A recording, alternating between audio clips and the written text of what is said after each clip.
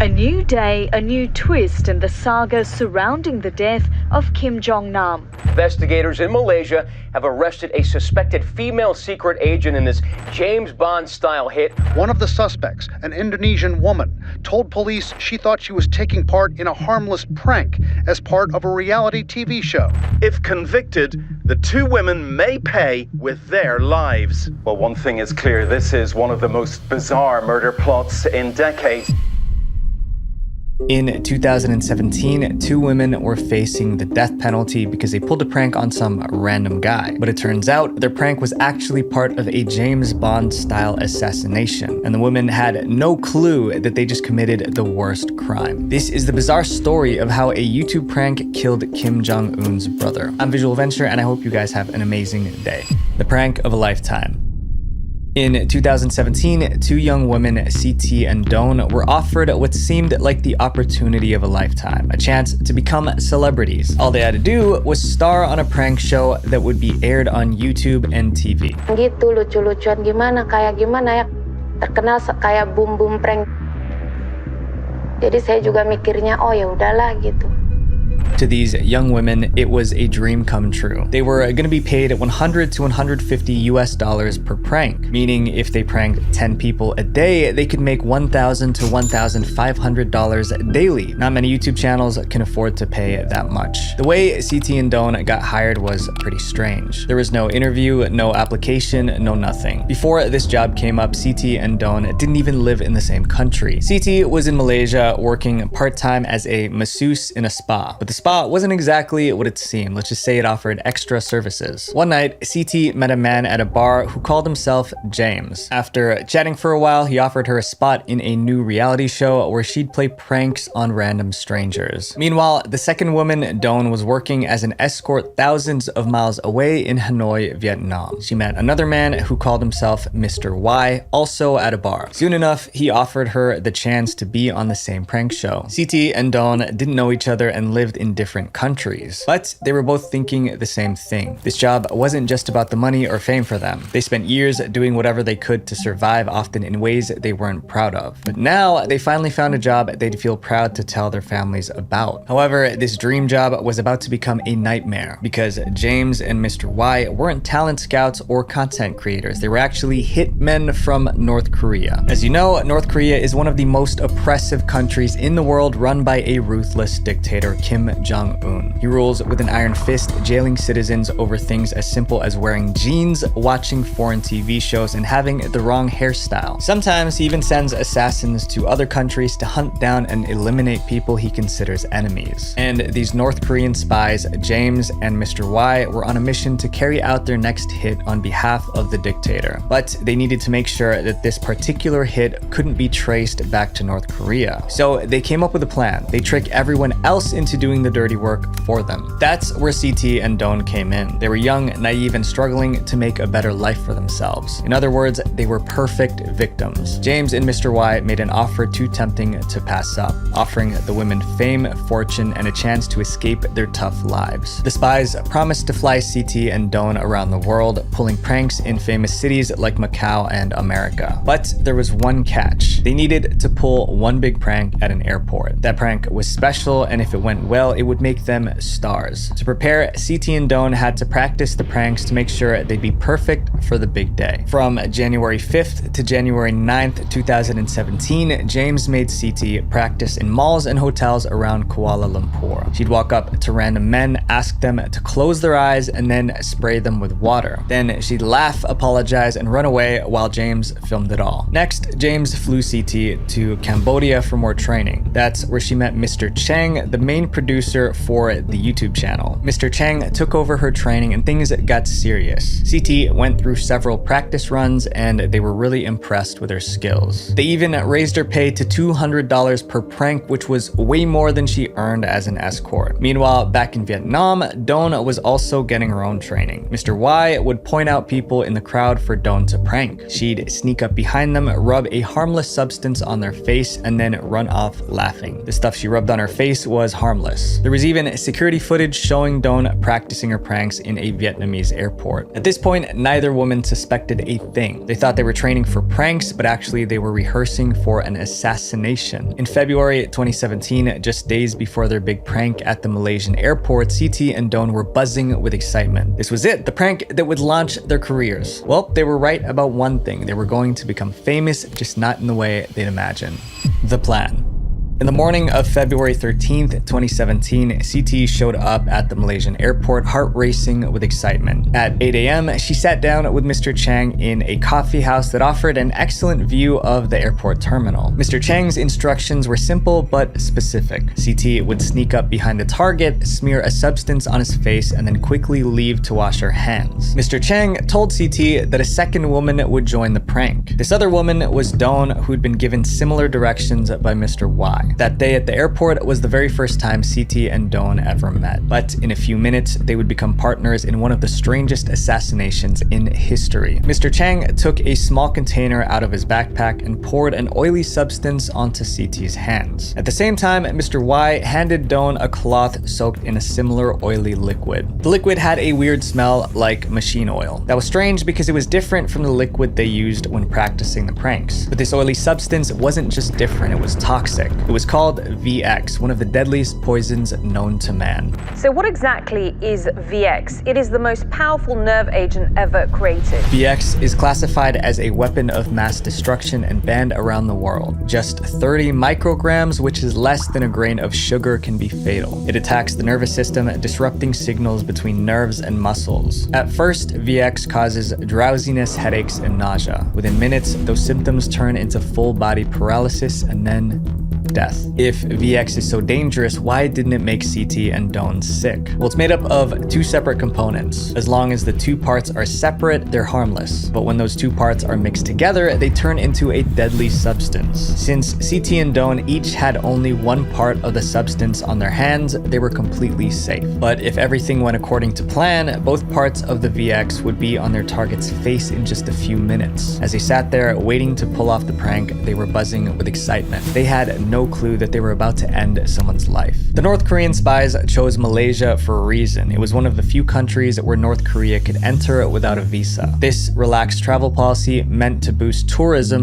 gave the agents the freedom to move without raising suspicion. 4 North Korean agents arrived at the Kuala Lumpur International Airport to oversee the assassination. They blended into the crowd, posing as ordinary tourists and businessmen. As CT, Dawn, and Mr. Chang waited, their target arrived at the airport. Mr. Chang pointed him out. He was a middle-aged man in a gray blazer carrying a dark backpack and checking in under the name Kim Chol. As CT and Dawn watched their target stroll through the airport, they had no idea he was more than just an ordinary businessman. In reality, he was Kim Jong-nam, the older brother of North Korea's dictator. But why would the dictator send hitmen to eliminate his own brother? Kim Jong-un's brother, Kim Jong-nam, was once set to be the next leader of North Korea. As the oldest son of the former dictator, Kim Jong-nam was raised like a prince. But when he turned 30, he did something that embarrassed his entire country. He was arrested trying to enter Japan with a fake passport so he could visit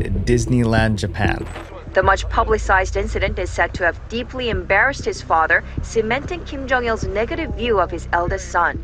The scandal cost Kim Jong-nam his spot as the heir. Instead, his younger brother Kim Jong-un was made next in line to rule the country. Because of this, Kim Jong-nam moved to Macau in China. But although he was far away, he lived in constant fear. Kim Jong-nam's worries began after his father passed and his younger brother Kim Jong-un took over as North Korea's supreme leader. The two brothers did not get along, and Kim Jong-nam often gave interviews criticizing his brother's harsh rule. Things escalated when rumors spread that Kim Jong-nam was selling North Korean secrets to the CIA. That's when the dictator Kim Jong-un decided to silence his older brother for good. This brings us back to February 13th, 2017, when Kim Jong-nam arrived at Kuala Lumpur International Airport. In the crowded airport, he felt safe. He had no idea that he was walking right into a trap: the assassination.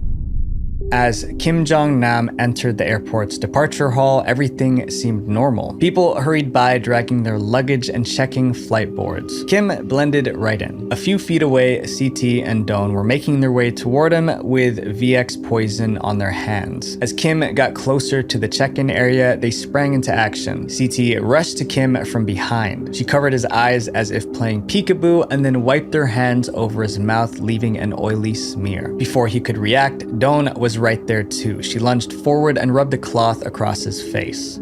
He's approached by this woman at the airport, and as you can see, a second woman there is lunging from behind. She has a cloth and holds it over his face. Remember, VX is made of two separate components that are harmless on their own. CT and Don each carried one part which kept them safe. But once both parts mixed on Kim Jong-nam's face, the VX became toxic. The whole attack took just seconds. CT and Don hurried off in opposite directions, leaving Kim standing alone with the oily stuff on his face. At least 6 CCTV cameras captured the incident. Within moments, Kim realized something was seriously wrong. His vision started to blur and his skin felt hot. He stumbled toward the airport clinic, desperate for help. Kim was rushed into an ambulance, but it was too late. He never made it to the hospital. It was obvious that this was an assassination. In the days after the incident, everything was a big mystery. The victim's passport identified him as Kim Chol from North Korea. When North Korea was informed about his demise, they confirmed that Kim Chol was his real name and insisted on getting his body back right away without an autopsy. But Malaysian authorities were suspicious.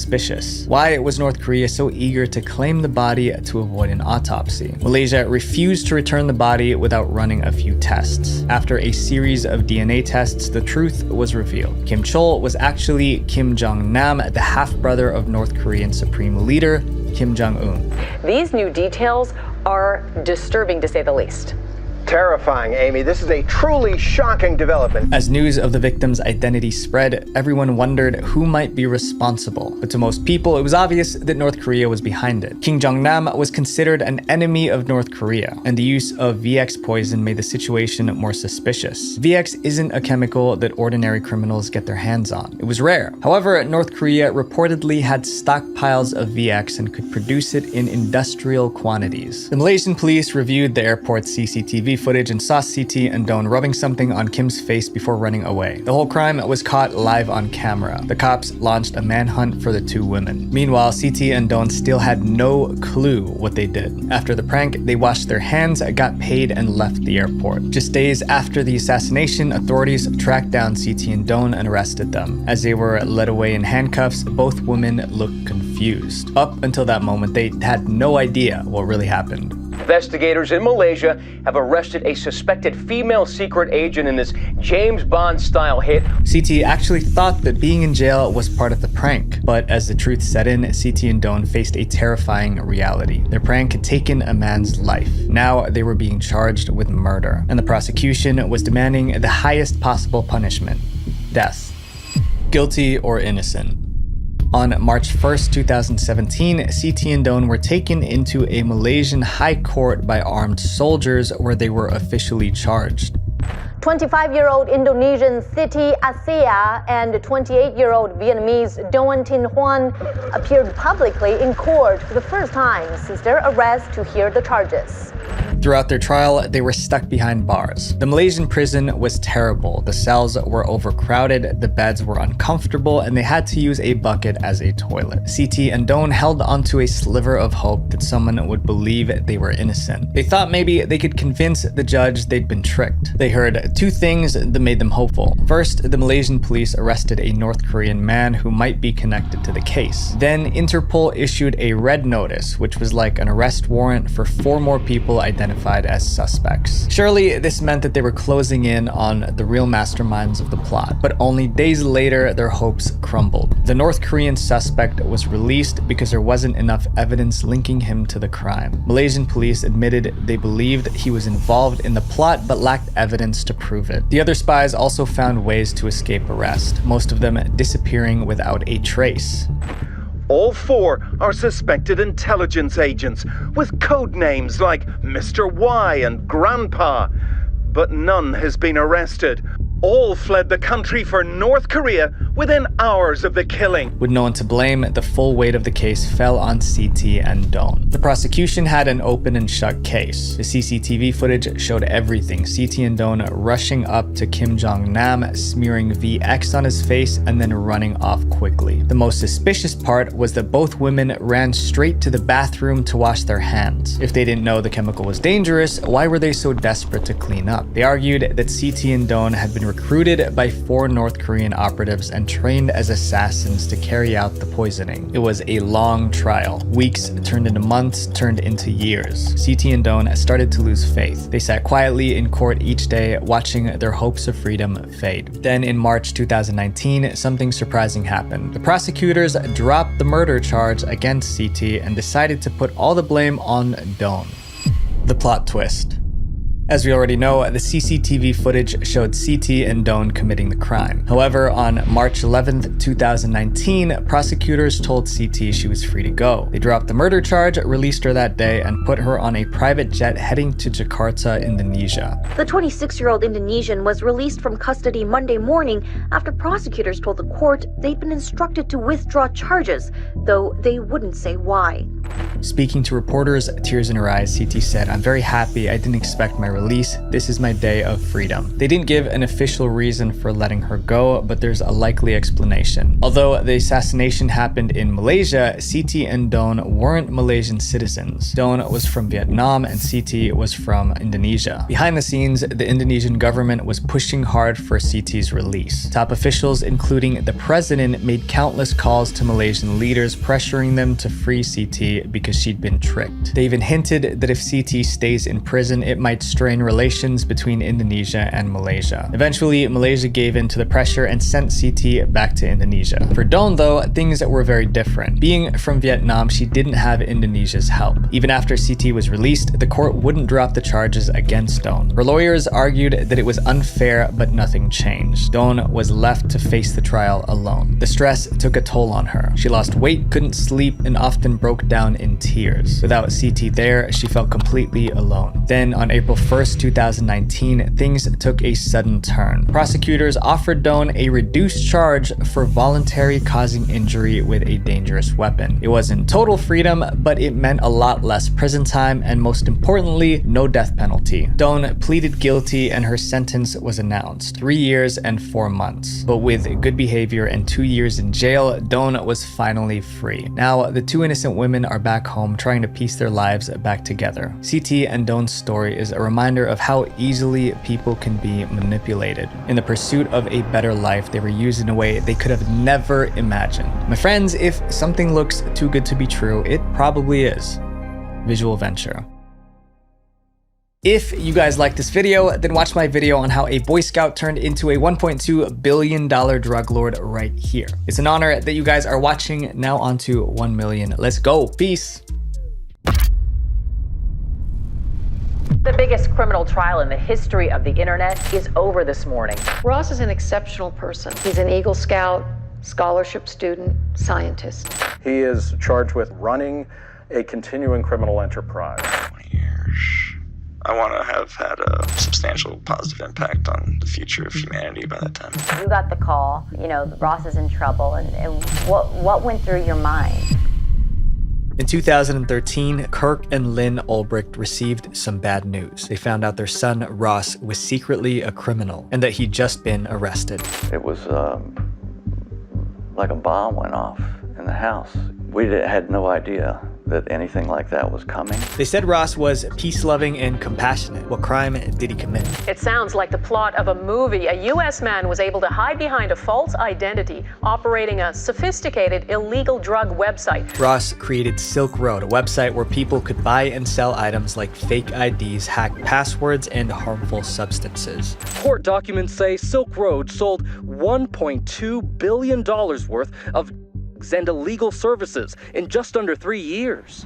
But after Ross was arrested, everyone asked the same question. How on earth did this shy kid from Texas turn into a criminal kingpin who put hits on 6 people? He was like one dude with a laptop that unleashed this thing that kind of metastasized and went over the whole world. This is the insane story of how a former Boy Scout became a $1.2 billion drug lord. My name is Visual Venture. Hope you guys have an amazing day. The innocent Boy Scout.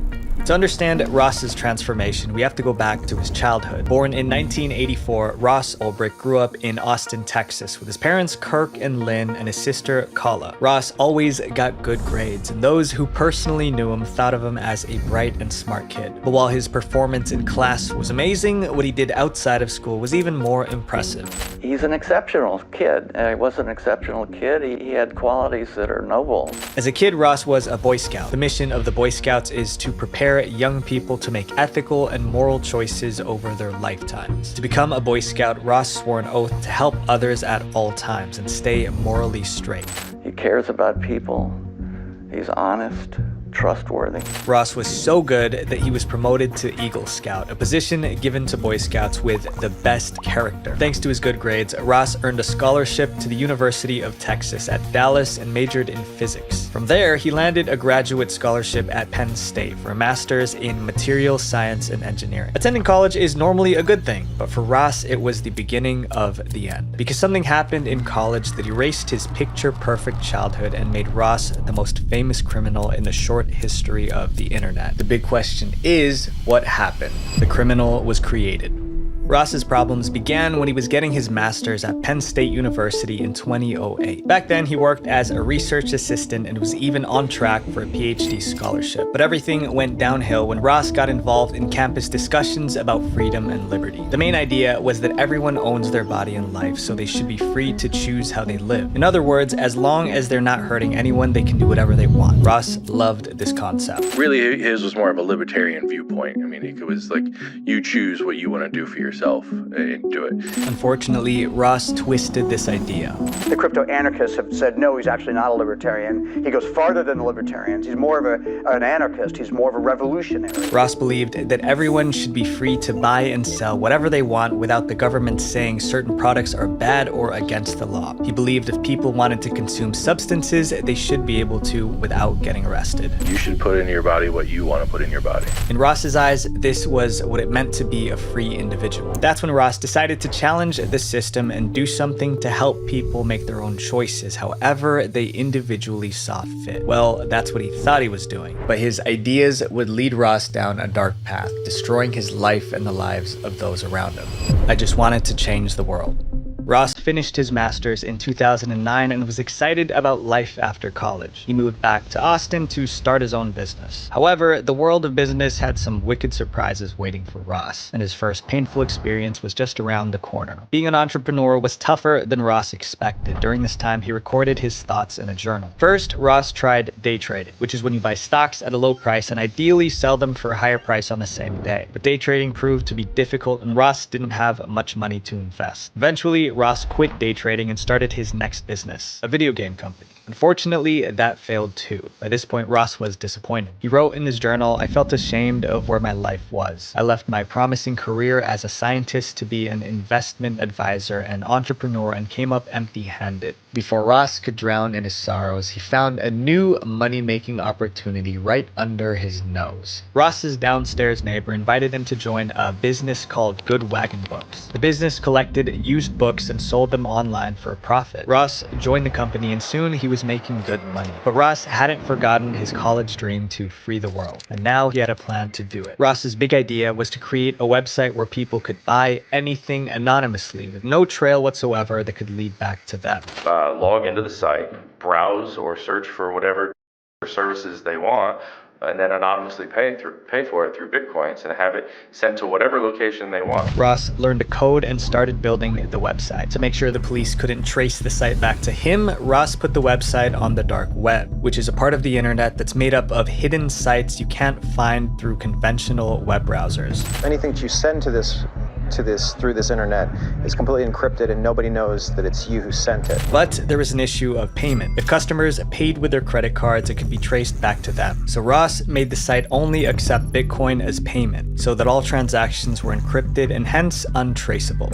You know, in cybercrime, you go after one, the IP address, and trace it through the network, or two, you go after the cache, and this one kind of blocked both. Although he had to keep it a secret, Ross couldn't resist the urge to brag a little bit. So he went on his LinkedIn profile and wrote, "I'm creating an economic simulation to give people a first-hand experience of what it would be like to live in a world without the systemic use of force." After months of writing code, Ross was ready to launch. In early 2011, at 26 years old, he put the website online, calling it Silk Road. The name Silk Road comes from a historical route that allowed traders to move goods between Asia and Europe safely for over 1,500 years. Ross wrote in his journal, "I'm creating a year of prosperity and power beyond what I ever experienced before. Silk Road is going to become a phenomenon, and at least one person will tell me about it unknowingly that I was its creator." But if Ross knew what was coming, he would have felt scared, not excited, because Silk Road was about to turn Ross's life into a chaotic mess, starting with one question. How in the world was he going to find criminals willing to sell their products on a secret website?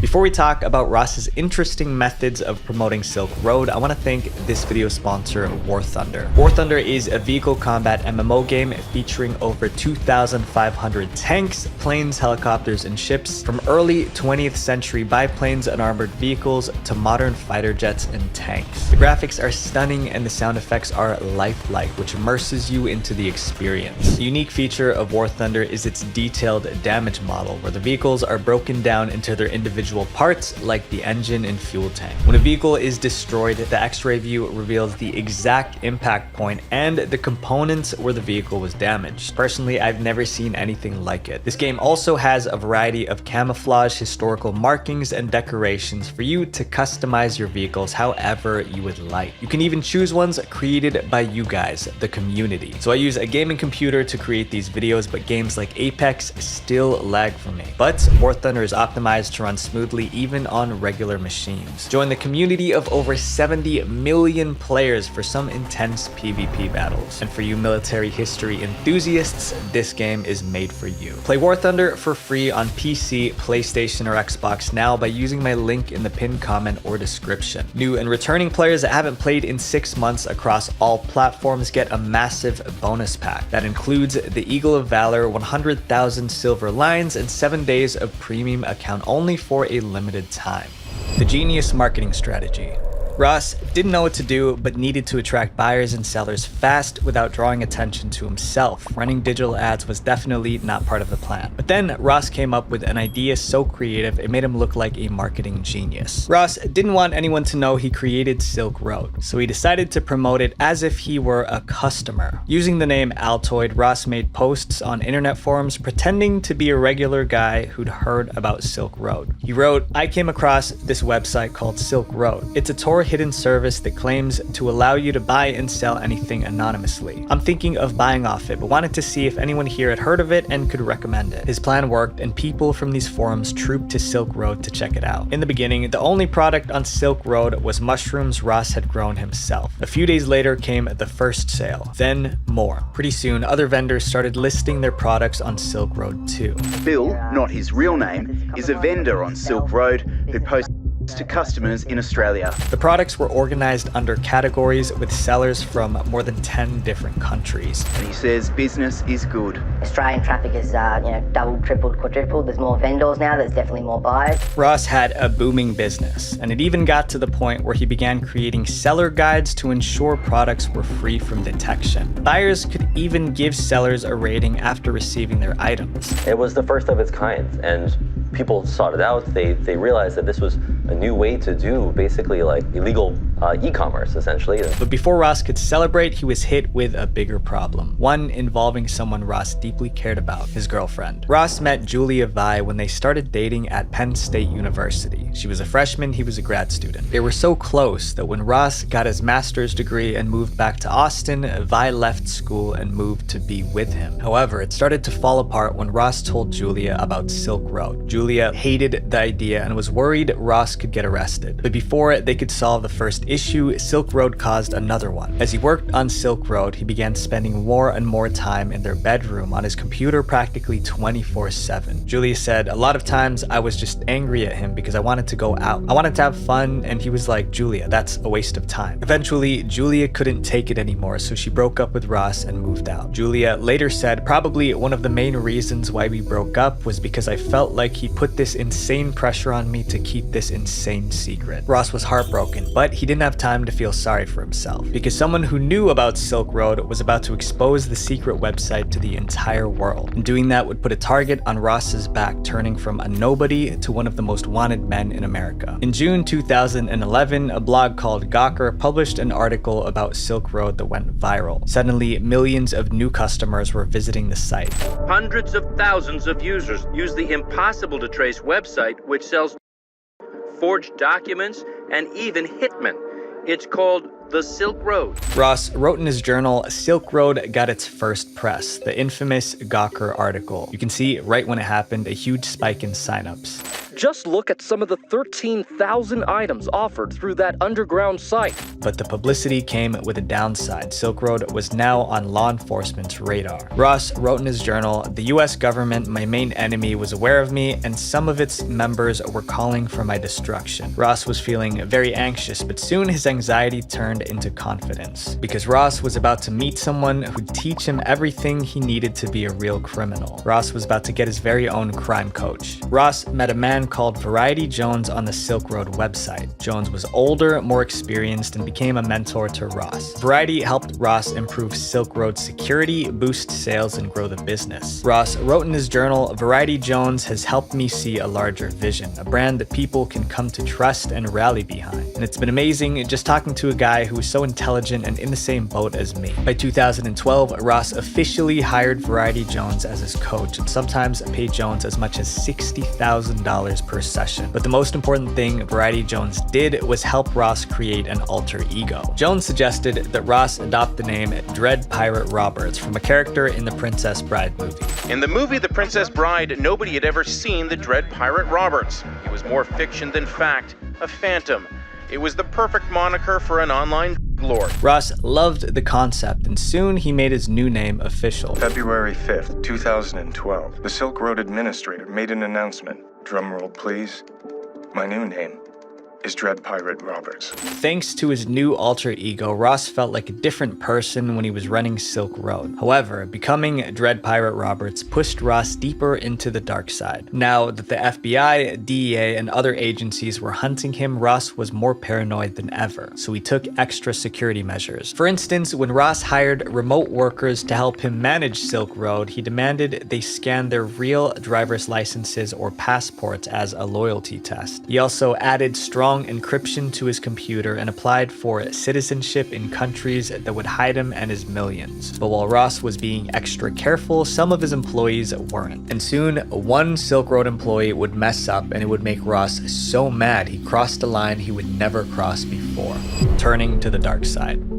Curtis Clark Green was a Silk Road employee who got himself in serious trouble. In January 2013, Curtis was arrested in a sting operation by the DEA. Two of the arresting agents were Carl Force and Sean Bridges, both Baltimore Silk Road Task Force members. The first agent, Carl Force, had signed up on Silk Road, posing as a seller named Knob. Using this undercover identity, Knob started chatting with Dread Pirate Roberts until they became friends. After Curtis Green was arrested, agents Force and Bridges pressured him to spill everything he knew about Silk Road, so he did. Green told them everything, including his employee login credentials. Green also mentioned that as a Silk Road employee, he had access to Bitcoin in the Silk Road system. But telling these agents about Silk Road Bitcoin was a big mistake, because Mark Force and Sean Bridges had something new in mind. They turned out to be corrupt cops. After the interrogation, one of the agents, Sean Bridges, secretly logged into Silk Road using Green's password. Then, Bridges started sending huge huge amounts of Bitcoin from the Silk Road account to his own personal Bitcoin wallet. The corrupt cop sets out to bust Ross, and then at a certain point he says,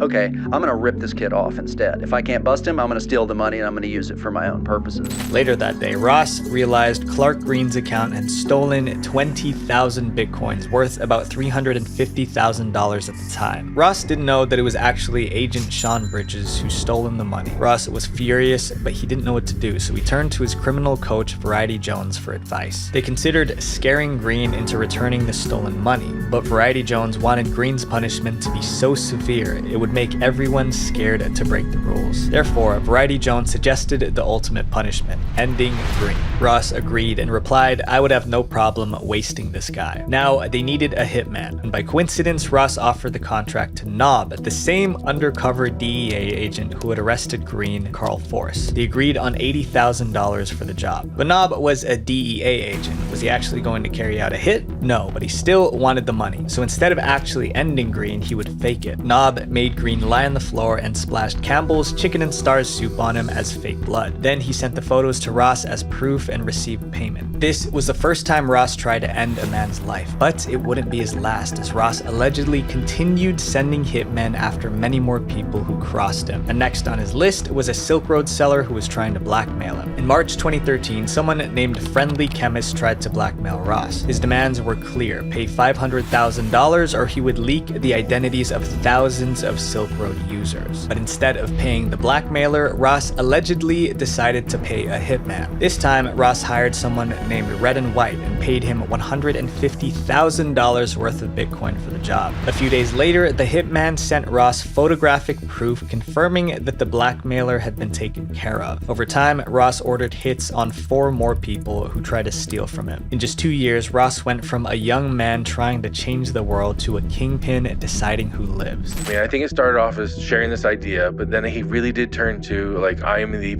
captain of this ship, and that's what goes, and he was making a lot of money. But the biggest problem still remained. The cops were after him. Ross thought he covered his tracks, but there was one tiny error that led the cops right to him: the search for Dread Pirate Roberts. Silk Road was now the most sophisticated and extensive criminal marketplace on the internet, and folks who never thought about breaking the law now could with the click of a button thanks to Tor and Bitcoin technology. Meanwhile, Dread Pirate Roberts was enjoying his newfound fame and even took an interview with reporters. During the interview, Dread Pirate Roberts was certain that he was going to remain anonymous. He was so confident that he was never going to be found. However, he wouldn't have been so confident if he knew what the FBI had just found. It was a small discovery, but it had the power to blow the lid off the entire Silk Road operation. During the summer of 2013, FBI agents noticed a flaw in Silk Road's code. But this wasn't just any coding error. It was an error that leaked the IP address of the Silk Road server. The server was like a big computer that ran and recorded everything that happened on Silk Road. The FBI agents traced the Silk Road server to a data center in Iceland. Turning off the server would have taken Silk Road offline, at least temporarily, but instead of doing that, the FBI decided to play the long game. They made a mirror image copy of the server. This meant the FBI could spy on Silk Road, allowing them to see everything: transactions, private messages, and even records of Dread Pirate Roberts' own activities. That's when they discovered that in just 2 years, Silk Road had processed 1.2 million transactions, generating roughly $1 billion in the process. The information on the server was valuable, but it did not reveal Dread Pirate Roberts' true identity. However, they did find one last thing that would turn out to be incredibly useful. The Silk Road server was run by a person with the username Frosty. We had a computer that we knew the admin was logging into a computer called from a computer called Frosty. So you know when you set up your computer, you name it. Frosty was the main admin coming into Silk Road all the time. But while the FBI was still trying to put the pieces together, someone else had already figured out who Dread Pirate Roberts truly was, and he solved the mystery with only 3 clicks on Google search. Gary Alford was an IRS investigator with a simple strategy. He wanted to find the first time Silk Road was mentioned online. He figured someone must have told other people about Silk Road before it got big, and that someone was probably Dread Pirate Roberts or someone close to him. So Gary entered Silk Road onto Google and discovered a post from January 2011 on a Bitcoin forum. The post was written by someone called Altoid, who described Silk Road as kind of an anonymous Amazon.com and gave steps on how to find the website. Altoid also made a similar post on Shroomery Altoid.org. Remember, these were the posts Ross made in his marketing plan to grow the website. Gary made a note that Altoid was the first person to talk about Silk Road online. Next, Gary decided to check out some of Altoid's other posts. He found several, however, one from October 2011 stood out. In that post, Altoid was trying to recruit programmers to work in a Bitcoin startup company. This was interesting because Silk Road could be considered a Bitcoin startup. Although this was all good stuff, it was the last part of the post that blew Gary's mind. It said, if interested, please send your answers to the following questions to rossulbricht@gmail.com. Gary was looking at the name of a real person, Ross Ulbricht. However, Gary wanted more proof, so he browsed the web for more information about Ross Ulbricht. His search led him to Stack Overflow, a website where programmers ask coding questions. In March 2012, someone with the username Ross Ulbricht asked a coding question about Tor, the dark web browser that Silk Road was running on. First, Ross posted the question with his real name, and then less than 1 minute later, he changed his username from Ross Ulbricht to Frosty. Gary didn't realize how important the name Frosty was, but with his final discovery, Gary raced to the FBI to blow the whistle on Ross. In September 2023, Gary Alford contacted the FBI and explained why he thought Ross Ulbricht was Dread Pirate Roberts. The agents thought Gary's discoveries were interesting, but they weren't so sure that Ross, who used to be a kind Boy Scout, was a criminal mastermind. That was until Gary said Ross changed his username to Frosty on Stack Overflow. I said, well, there's one other link I found. I found that Ross Ulbricht was linked to this avatar Frosty. The FBI agent starts coming in like, what was that? What is this Frosty? Gary didn't know why the FBI agent was fixated on the name Frosty. So I explained to him that's just the avatar he used. You know, I thought it was kind of strange he was asking this question, but then he says that is the name of the user that operates the site, Frosty.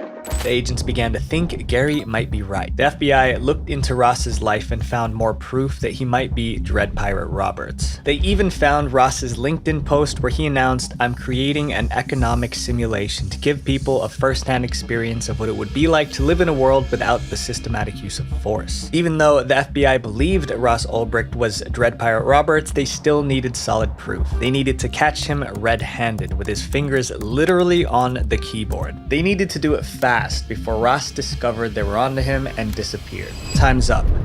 Within 10 days, the FBI got an arrest warrant for Ross. Then they headed to San Francisco, where Ross lived under the fake name Josh Terry. The clock was ticking and they still didn't have a plan to catch him red-handed. The FBI put surveillance on Ross to monitor his daily habits and movements. Of course, they needed to arrest him when he was logged in as Dread Pirate Robert so he wouldn't be able to claim innocence. Finally, the FBI came up with a plan, but it was risky because one mistake could allow Ross to lock, encrypt, or even smash his laptop, destroying the evidence they needed. On October 1st, 2013, plain-clothed FBI agents followed Ross into a public library. It was a quiet day. There was quite a few users in there, but as it being a library, it was pretty quiet. Ross sat in a corner and pulled out his laptop. He didn't realize many of the random folks at the library that day were undercover FBI agents. There was a team of FBI agents that had put themselves in a place to be able to get the laptop and effect the arrest at the same time. The agents wanted to make sure that Ross was logged in as Dread Pirate Roberts before the arrest, and they knew exactly how to make that happen. A few months earlier, the FBI had arrested a Silk Road employee named Cirrus and taken over their account. As a Silk Road employee, Cirrus had a direct line to Ross, so the agents used Cirrus's account to send Ross a message on Silk Road, tricking him into logging into the site. Cirrus asked Ross, "Can you check one of the flagged messages for me?" Ross replied, "Sure, let me log in." The agents watched Ross as he tapped on his keyboard, accessing Silk Road. A few seconds later, two undercover agents inside the library started to fake a fight to distract Ross. The fight was so loud that Ross turned his head to see what was happening. That was the opportunity the FBI needed. While Ross was staring at the fight, another agent came up from behind and grabbed Ross's laptop. From the corner of his eye, Ross saw his laptop being lifted and tried to grab it, but before his hands could reach the laptop, another agent came up from behind and bear hugged Ross tightly. I think he initially thought he was being robbed of the computer, but then once identifications came out, he he understood what was happening. The FBI agents checked the laptop and heaved a sigh of relief. Ross was signed in to Silk Road. It was Dread Pirate Roberts' account. The laptop had a treasure trove of evidence, fake identities, chats, even Ross's personal journal. The FBI shut down Silk Road immediately. News of Ross's arrest spread like wildfire. The FBI today shut down what it's calling the most sophisticated internet site in the business. The secretive Dread Pirate Roberts was arrested in the most unlikely of places, this local public library in this San Francisco neighborhood. Ross was slapped with multiple charges, including money laundering, conspiracy, and engaging in continuing criminal enterprise. But Ross wasn't going down without a fight. He said he wasn't guilty, claiming he was framed. If the US government wanted Ross in jail, they would have to win a tough courtroom battle to put him there. Prison life awaits. The trial began in January 2015. Ross's lawyers claimed that he was being set up as the perfect fall guy for the true owners of the website. His defense team claimed he created Silk Road as a harmless economic experiment, but gave it up after a few months and handed it over to other operators who later framed him. Ross explained that the person who took over the site was the real Dread Pirate Roberts. He also denied making money from Silk Road or putting hits on 6 people. Ross was so confident in his defense that he turned down a plea deal. He was offered a deal at a certain point and he turned it down because I think it was 10 years. Ross's lawyers argued that people who run websites shouldn't be blamed for the bad things others do on their sites. They also accused the FBI of breaking the law to find the Silk Road server. They have not said how they found the Silk Road server, what methods they used. This is required. And if you don't say how, then how do you even know the evidence wasn't fabricated? Ross's lawyers made good arguments, but still there was a mountain of evidence against him.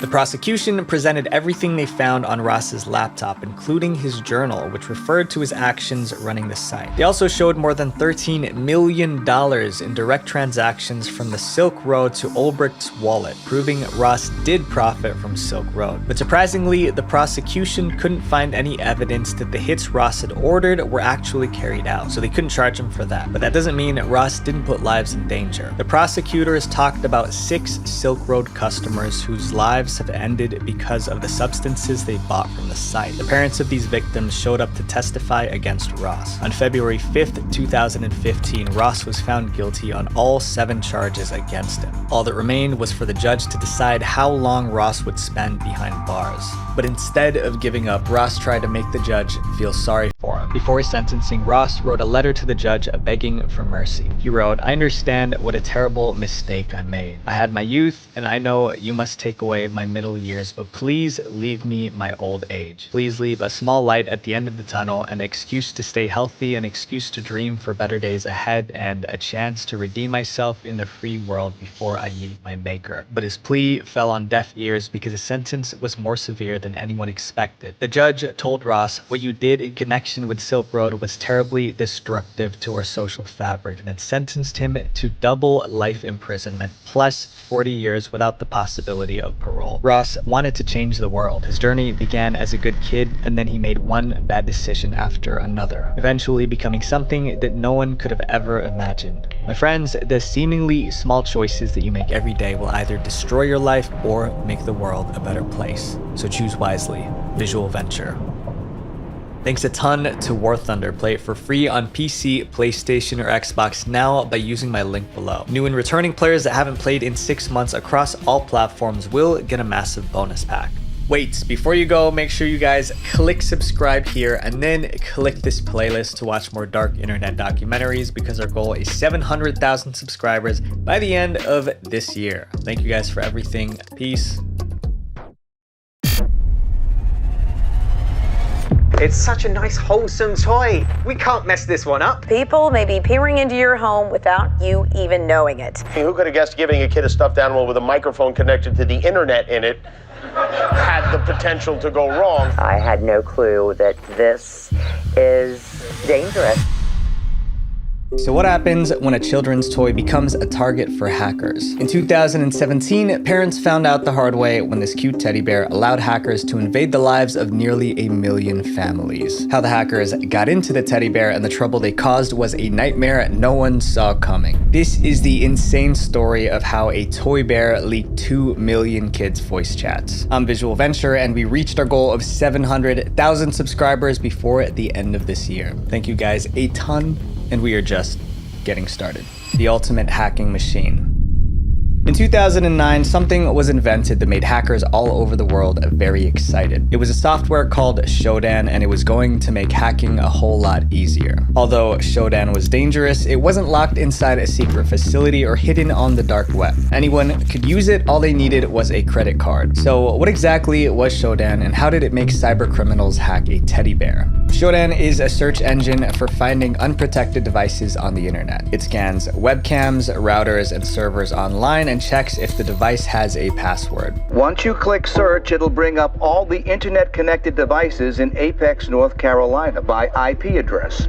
Let's look at this one here. Many devices connected to the internet have weak passwords or sometimes no passwords at all. Shodan finds these vulnerable devices and lists them, making it easy to know which devices can easily be hacked. Because Shodan is so dangerous, many states made it a felony to use Shodan to collect information about a device that isn't yours, even if you don't hack the device. Shodan was designed to be a research tool meant for cybersecurity professionals, researchers, and law enforcement agencies. But over time, cybercriminals started using it to find targets on the internet. When hackers find a vulnerable database on Shodan, they break in, delete the data, and demand a ransom to restore it. If the stolen data is important, hackers will pay the ransom to get it back. Hackers always ask for payment in Bitcoin because it can't be traced. It leaves no money trail. Shodan became so popular among cybercriminals that it was nicknamed the hacker's search engine and the scariest search engine on the internet. Shodan made the internet feel like the high seas, with pirates looking for ships to capture for ransom. Then in 2015, a simple mistake by the makers of this teddy bear gave cybercriminals their biggest opportunity: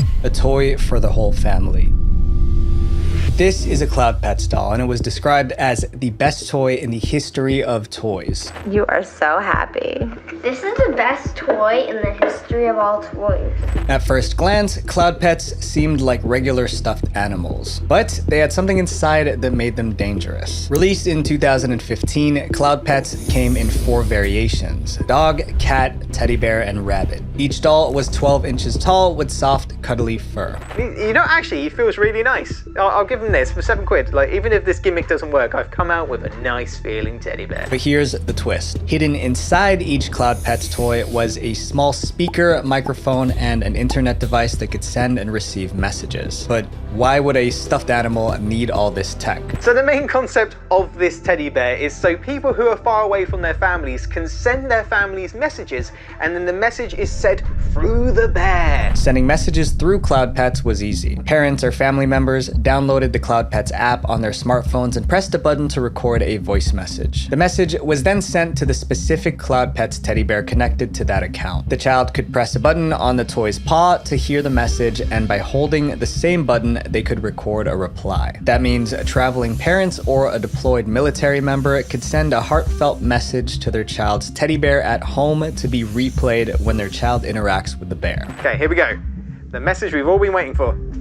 Son, it's your father. I don't like you anymore.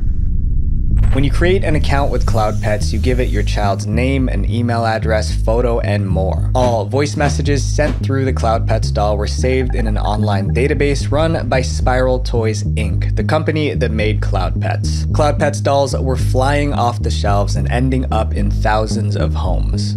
Receive a story from your dad who's far away, or a lullaby from mom every day. Cloud Pets were designed to help parents and kids stay in touch, which was a great idea. But then Spiral Toys, the company behind Cloud Pets, started making some really bad decisions that made them a target for the worst hackers on the internet. Spiral Toys didn't just sell Cloud Pets, they also kept the voice messages and customer details in a database. But keeping that data safe was going to be a problem because the company was falling apart. Spiral Toys was facing 2 lawsuits for infringement of intellectual property. Their chief financial officer was convicted of insider trading, and their top distributor canceled a huge order, leaving thousands of toys rotting in a warehouse. The company also made bad decisions like spending $9.6 million on ads instead of securing their database against hackers. That money was also borrowed from investors. So every time Spiral Toys sold a Cloud Pet, a big chunk of their profit went to paying off the multi-million-dollar debt. The company was so desperate for cash that when Cloud Pet's sales slowed, they lowered the price to only $1, or in some cases free with the purchase of another item. Within a year, Spiral Toys lost more than 99% of their peak value until their stock price was around zero. By the end of 2016, Spiral Toys was a dying business, cutting corners to survive. And then, in an attempt to save money, they did something so dumb it opened the door for hackers to come in and ruin everything.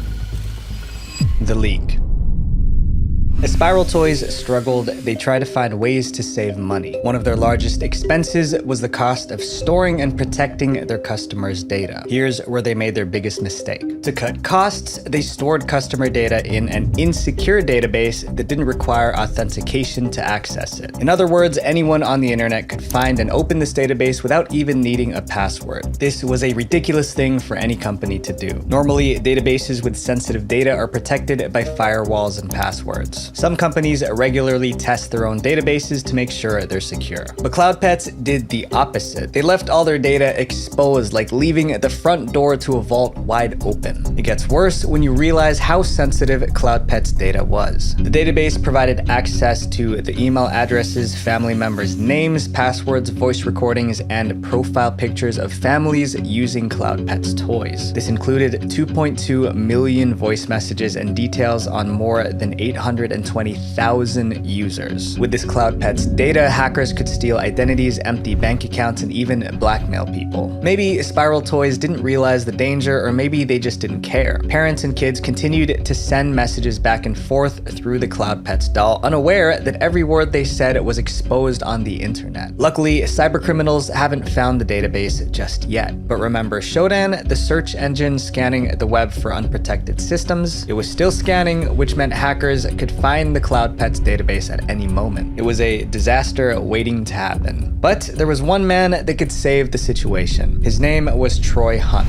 Troy had a very unique job. He was an independent security researcher and data breach expert. A big part of his job was investigating data breaches and leaks on the internet. Companies sometimes don't notice when their data has been hacked or leaked. When Hunt finds evidence that a company has been hacked, he contacts the breached company to notify them of the problem. Troy even created a website called Have I Been Pwned, which helps regular people check if their email has been involved in a data breach. In summary, Troy Hunt was the guy you call when hackers are trying to steal your data. In February 2017, Troy received a message about one of the biggest data leaks he'd ever seen. Someone reached out to him claiming he had a copy of the entire Cloud Pets database. As proof, the informant sent Troy a snippet containing around 500,000 records of Cloud Pets customers. Troy's first move was to check if what the guy sent was really the Cloud Pets database. Luckily, Troy knew someone who bought their daughter a Cloud Pet, so he decided to check that person's login details against the leaked data. In no time, Troy was able to locate this person's email address and Cloud Pet's password. Troy also discovered more about the person, their kids' names, birthdays, and their relationship with users like your parents, grandparents, and friends were all accessible. The data was real. In this case, the data wasn't on the dark web yet. It was sitting out in the open, accessible to anyone with basic hacking skills. Cybercriminals could unleash hell if they got hold of this data. The only way to stop it was to warn Spiral Toys to secure their data, but before Troy could act, he heard something that made the situation much worse. Apparently, the guy who told Troy about the leak already sent multiple emails to Spiral Toys to warn them, and he couldn't believe what happened. In December 2016, the guy sent his first email to Spiral Toys, but the message immediately bounced back. Then he sent another email to a different Spiral Toys Toy's address and waited for a reply. Hours turned into days, but there was no response. 4 days later, he sent a third email to Spiral Toy's hosting provider. Once again, he received no reply. This was more than frustrating, it was dangerous. After hearing the guy's story, Troy realized that sending an email to Spiral Toys wouldn't help. So Troy decided to pick up the phone and call the company. That was even worse because their contact information was a mess. Spiral Toys' phone numbers went to a man who claimed he didn't work for Spiral Toys, or it randomly went to a taxi service in New Jersey. He tried to reach them through LinkedIn, Zendesk, Twitter, and even via private email, still no response. The Cloud Pets Twitter account was also dormant. It was like Spiral Toys had vanished, leaving customer data floating in the open. In cybersecurity, there is an unwritten rule to give companies time to fix problems before going public. It's called responsible disclosure, but it became clear that Spiral Toys wasn't fixing the problem. None of the Cloud Pets customers knew about the exposed database. This meant that their passwords and emails were still active. With over 800,000 users exposed, the fallout could be huge. Then came the last straw. Troy realized the Cloud Pets database was indexed by Shodan, meaning Shodan scanned and put it on its list. This increases the chances of cyber criminals finding it. Since Spiral Toys wasn't taking any action, Troy decided to go public. Going public with a data breach can force a company to act, but it can also let hackers know about the unprotected data. It was a risky move, but Hunt didn't have a choice.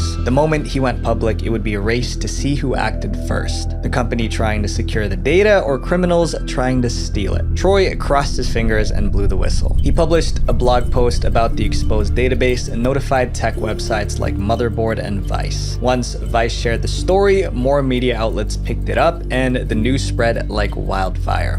Which is surprising. Who could have guessed giving a kid a stuffed animal with a microphone connected to the internet in it had the potential to go wrong? The FBI has a warning this morning about smart toys with Wi-Fi and Bluetooth technology, saying that they could be dangerous for your kids. Cloud Pets, because you are never safe. Everyone, including those who didn't own a Cloud Pets doll, now knew about its exposed database. The cops even got involved, warning parents to stop using Cloud Pets dolls. Police recommend if you do have a toy like this, turn it off and leave it in a drawer or closet. Troy hoped the media's pressure would make Spiral Toys secure the database before the data was stolen. Unfortunately, it was too late. Hackers already found the Cloud Pets data. The photos, voice recordings, and emails of more than 800,000 users were now in the hands of cyber criminals. The thing everyone feared finally happened: the ransom. Cybercriminals found the Cloud Pets database and stole the data. But they didn't just steal it. They went a step further and wiped the entire database clean. In the place of the data was a ransom note demanding Bitcoin as payment to return the data. The message read, "Your database is backed up on our servers. Send 1 Bitcoin to this account and send your IP address to this email." If Spiral Toys didn't pay up, the data would be gone for good. Or worse, it could be sold to other hackers on the dark web. Apparently, 3 different ransoms were left by different hackers who each stole the data. When parents heard about the ransom demands, they were furious. They called and sent emails to Spiral Toys demanding answers. Why didn't the company protect the data better? Why didn't they tell customers about it sooner? However, their questions weren't answered because the company's emails and phone lines still weren't active. Parents took to social media to express their frustration. One tweeted, "I'm really sick of these connected toys. If your little one has Cloud Pets, there's a pretty high likelihood that your data is now in the hands of nefarious individuals." Parents were worried about the ransom, but they had a meltdown when cybersecurity experts on TV explained how much damage hackers could do with the stolen data. Since it included voice recordings from kids, hackers could use the recordings to impersonate children. They could scam parents by sending fake messages pretending to be their child in need of help. The hackers also stole email addresses and passwords. Data shows that 78% of people reuse the same password across multiple accounts, so hackers could use the stolen passwords to break into other accounts like banking, social media, and shopping websites. Another problem is identity theft. The FBI explained that hackers could use Cloud Pets data to steal a child's identity, open credit accounts, and even find their home. In a worst-case scenario, hackers could use the voice recordings of parents and grandparents to contact contact kids, tricking them into thinking that they're talking to a trusted family member. These weren't far-fetched scenarios. They could actually happen if the stolen data wasn't recovered. The hackers were demanding a ransom to return the data. The big question was whether Spiral Toys would pay. After pressure from the media, Spiral Toys finally released a statement, but what they said just made people angrier. Parents wanted an apology and a solution, but what they got was a series of excuses. In an official statement, Spiral Toys described the issue as minimal and said they took immediate action to protect customer data once they discovered the breach. Initially, the CEO of Spiral Toys claimed that the company never received the warnings about the leak. He said the company even checked its email inboxes but didn't find any messages from security researchers warning about the breach. That was quickly debunked by Troy Hunt, who repeatedly tried to contact them before going public. After saying that the company never received warnings, the Spiral Toys CEO changed the story, saying, "We did have a reporter try to contact us multiple times last week. You don't respond to some random person about a data breach." But Spiral Toys wasn't done annoying its victims. In a statement published on the Cloud Pets website, the company explained why it stored its customer data on an unsecure online database. The company said the unprotected database was being used for a short time during an upgrade to the Cloud Pets app. Also, that exposed database was managed by an outside company, so technically Cloud Pets didn't screw up. This excuse only made them look irresponsible. The public backlash was so strong that Amazon, Walmart, and Target pulled Cloud Pets dolls from their stores. They didn't want to be associated with a company that fumbled such a serious security breach. This was a huge blow to Spiral Toys, considering the company was already struggling to stay in business. After getting kicked out of big stores, Cloud Pets ended up in 99-cent stores. Someone saw it and tweeted all the compromised Cloud Pets at the 99-cent store. I like how they covered the name with a sticker hoping nobody notices. But Spiral Toys was in more trouble. A senator sent a letter to the company demanding answers about the breach. There was even a possibility of criminal charges depending on the facts of the case. So how did this crazy story end? Paying a ransom doesn't guarantee that the data will be returned, so Cloud Pets never paid it. Besides, Spiral Toys was so broke they couldn't even afford to pay it even if they wanted to. This also meant that criminals still had the data and could use it in many terrible ways. Cloud Pets customers changed the passwords to their accounts to protect themselves. While changing passwords was necessary, it might not have been enough to undo the damage. In 2017 alone, more than 1 million children were victims of identity fraud, resulting in total losses of $2.6 billion. Cloud Pets data was stolen in early 2017 and it contained kids' data. Could that be why children's identity theft increased that year? According to Troy Hunt and other cybersecurity experts, the Cloud Pets database is making rounds in the internet underground. This means that families could still be at risk even years after their Cloud Pets data was stolen. Surprisingly, Cloud Pets dolls are still on the market. You can buy one on websites and some secondhand retailers have them on eBay. You might even find one at a local swap meet. Prices range from the original retail value of $49.99 to $24.99, or if you're really lucky, $1. Spiral Toys Inc. has completely collapsed. The company suffered data breaches, didn't tell anyone, were held ransom, ignored help offered by researchers, allowed children's voice data to be compromised, and were pretty bad at doing the right thing all along. Maybe it was for the best that they shut down. The good news is that the Cloud Pet scandal raised awareness about the risks of internet-connected toys. First thing you want to do is really research the product. You don't want to just buy any product. You want to make sure that you know the company, you know where they're storing your information. Troy Hunt gave the best advice on this issue. He said if it's connected to the internet, you can't treat it like it's a child's plaything. There are very real risks involved whenever data is uploaded to a server, even if it comes from a toy. It's up to us to be aware, informed, and careful in this increasingly connected world. Visual Venture. If you guys like this video, make sure you guys check out my other video, how one hack exposed 37 million cheating husbands, right here. Love you guys. Peace.